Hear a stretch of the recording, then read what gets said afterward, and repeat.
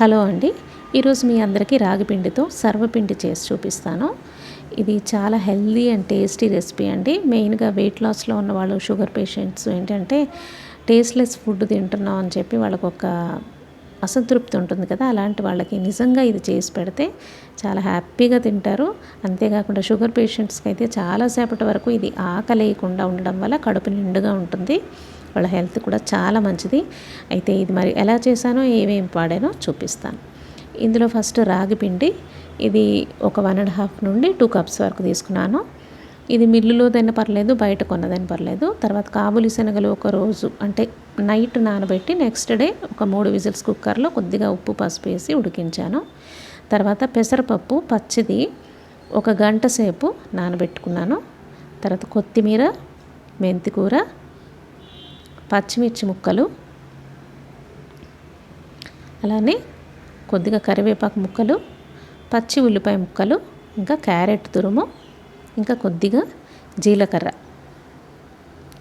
ఇప్పుడు ఒక పెద్ద బౌల్ తీసుకుందాం. ఈ బౌల్లో మనం తీసుకునే ఇంగ్రీడియంట్స్ అన్నీ కూడా ఒక్కొక్కటి ఇందులో వేసి కలిపేసుకోవడమే. ఈ రాగి పిండితో సర్వపిండి అనేదండి నిజంగా వెయిట్ లాస్లో ఉన్న వాళ్ళకైనా, లేదు అంటే షుగర్ పేషెంట్స్కైనా చాలా అంటే చాలా మంచిది. ఎందుకంటే మనం మామూలుగా అయితే డిన్నర్లోనైనా బ్రేక్ఫాస్ట్లో అయినా ఒక 4-5 ఇడ్లీలు ఈజీగా తినేస్తాం. కానీ అవి తిన్న వెంటనే అంటే ఒక అరగంట లోపలే మీకు బాడీలో బ్లడ్లో గ్లూకోజ్ రిలీజ్ అయిపోతుంది. దానివల్ల విపరీతమైన ఇబ్బందులు పడతారు చాలామంది షుగర్ పేషెంట్స్ నేను చూశాను. ఆ ప్రాబ్లం ఉండకుండా ఉండాలంటే ఇలాంటి రెసిపీస్ తప్పకుండా మీ డైట్లో యాడ్ చేసుకోండి.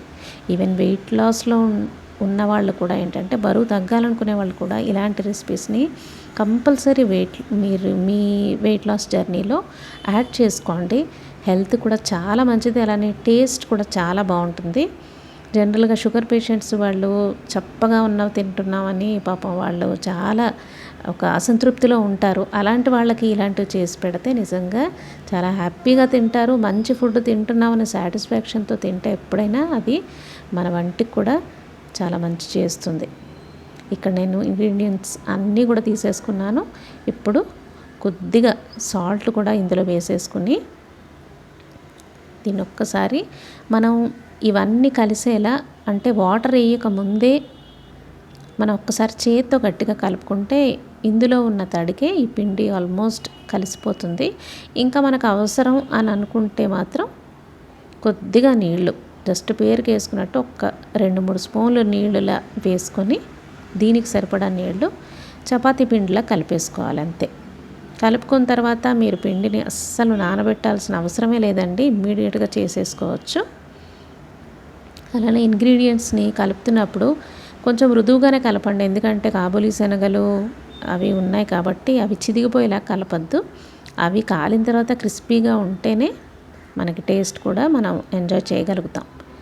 ఇదిగోండి ఇలా కలుపుకోవాలి. కలుపుకున్న తర్వాత ఒక చల్లగా ఉన్న పెనం తీసుకోవాలి. నేను ఇక్కడ ఒక ఇనుప పెనం తీసుకున్నాను, కాస్ట్ ఐరన్ పెనం అంటారు కదా, అది తీసుకొని కొంచెం ఆయిల్ అప్లై చేసేసుకొని దాని మీద ఇలా ఒత్తేసుకోవడమే. ఇలా ఒత్తుకున్నప్పుడు మీకు ఇబ్బందిగా అనిపిస్తే అంటే విరిగిపోతుంది అన్నట్టు అనిపిస్తే కనుక కొంచెం మనం గారెలు వేసినప్పుడు చేయి తడ చేసుకుంటాం కదా, అలా తడ చేసుకొని ఇలా ప్రెస్ చేసేసుకోండి. ప్రెస్ చేసుకున్న తర్వాత సర్వపిండికి మనం ఎలా మధ్యలో చిన్న చిన్న హోల్స్ పెడతాం కదా, అలా పెట్టేసుకోండి. పెట్టుకున్న తర్వాత ఇందులో ఆయిల్ వేసేసుకోవడమే ఈ చుట్టూ. తర్వాత ఈ చిన్న చిన్న హోల్స్లో కూడా వేసేసుకొని దీనికి తగినంత ఆయిల్, మరి ఎక్కువగా ఆయిల్ కూడా తినకూడదండి షుగర్ పేషెంట్స్. వేసేసుకున్న తర్వాత ఇలా స్టవ్ మీద పెట్టేసి మూత పెట్టి ఒక 7 మినిట్స్ కాలనివ్వండి. 7 మినిట్స్ తర్వాత ఇప్పుడు మీకు మూత తీసి చూపిస్తాను చూడండి. ఇదిగోండి ఇలా కాలింది. దీన్ని మళ్ళీ అటు సైడ్కి టర్న్ చేసుకోవాలి. చూసారా, ఈజీగా వచ్చేస్తుంది, అంటుకోలేదు ఎక్కడ కూడా. కరెక్ట్గా పిండి కలుపుకుంటే ఇలా పర్ఫెక్ట్గా ఎర్రగా కాలింది. చూసారా, ఇలా చక్కగా వస్తుంది. ఇప్పుడు మళ్ళీ మూత పెట్టి ఒక్క 5 మినిట్స్ ఉంచండి, మళ్ళీ తీసేయండి. తర్వాత ఇలా రెడీ అయిపోతుంది. సో ఫైనల్గా సర్వపిండి ఇలా రెడీ అయింది. మీకు నచ్చిన కాంబినేషన్తో తినచ్చండి, ఎలా తిన్నా కూడా ఇది చాలా బాగుంటుంది. చాలా టేస్టీగా ఉంటుంది, మంచి హెల్తీ ఫుడ్. మీరు తప్పకుండా ఒకసారి ట్రై చేయండి, మీ అందరికీ నచ్చుతుందని అనుకుంటున్నాను. మీకు ఇలాంటి హెల్తీ రెసిపీస్ ఇంకా కావాలి అంటే డెఫినెట్గా నా ఛానల్ని సబ్స్క్రైబ్ చేసుకోండి. ఈ వీడియో కనుక మీకు నచ్చితే లైక్ చేయండి.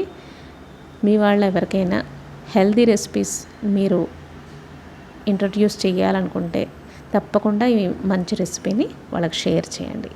Thank you.